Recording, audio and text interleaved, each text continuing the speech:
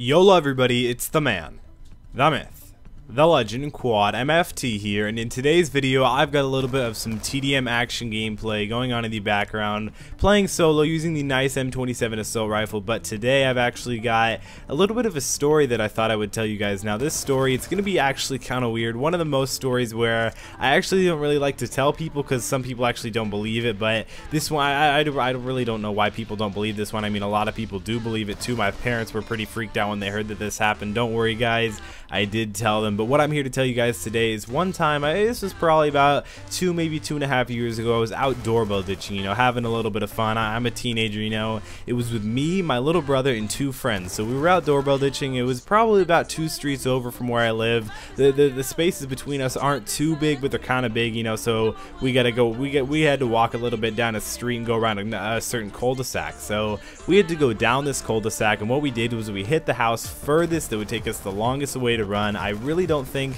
we necessarily thought that through. I think we kind of just thought, whatever, let's hit this house. But we actually didn't know the people that live there, so I thought we might as well hit the house again. This was 2 years ago. I was 12 and a half, if you guys can believe that. But I really wanted to tell you guys the story. So we were all the way down the street, and I was kind of scared, you know. I was kind of scared.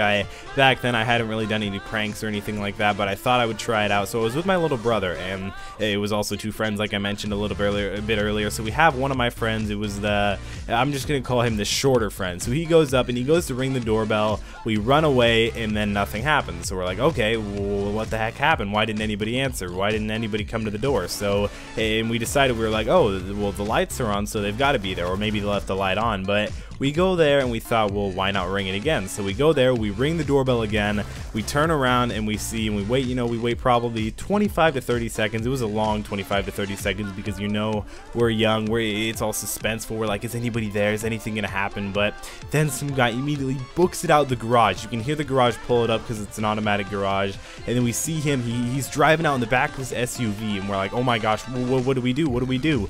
Luckily we had bikes because like I said a little bit earlier, it was a bit long of a walk, so we didn't really want to walk that far, so we took our bikes and we just booked it. Well, luckily I was thinking, and I was actually had my head on straight, and I was thinking, why don't we go where a car can't go? So we went around basically the back of his house, went around completely down the straight road. We probably booked it for about a mile, and he's still going. We saw him through like different cracks and everything through the fences and stuff, and we saw him, and we okay, let me tell you guys, I was freaking out. I was like, oh my gosh, my parents are gonna get so upset, oh my goodness, and I was freaking out. But luckily we booked it down there. We go out, and then we hear the SUV pull up behind us, because by now we're already out by a street and there's a school probably about 2 miles away. So we've ridden our bikes down there, and we hear the SUV pull up behind us because it's probably about 6 to 7 p.m, a little bit after dinner. So we were out, and you know, some people are, but some people aren't. People just got home from work, so they're probably not going to be out too much. But we were out, we were scared.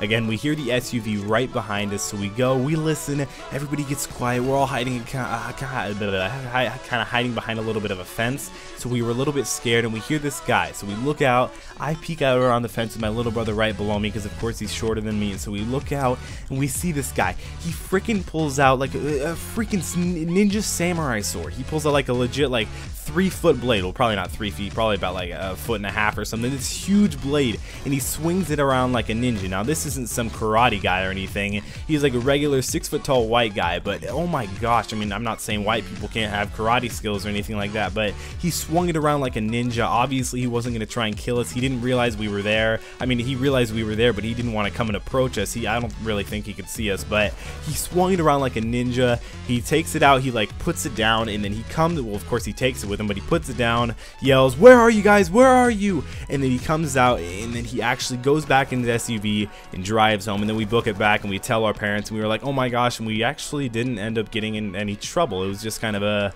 an experience, you know. Life's all about experience. So I hope you guys enjoyed this video. Hopefully that was actually a really entertaining story. Trust me guys, it was scary while I lived it. But make sure to click like on this video if you guys did enjoy that story. Hopefully enjoyed this gameplay too. Subscribe to my channel to hear more stories, more gameplays, more Call of Duty news. It's been Quad MFT, and I'll see you in the next video.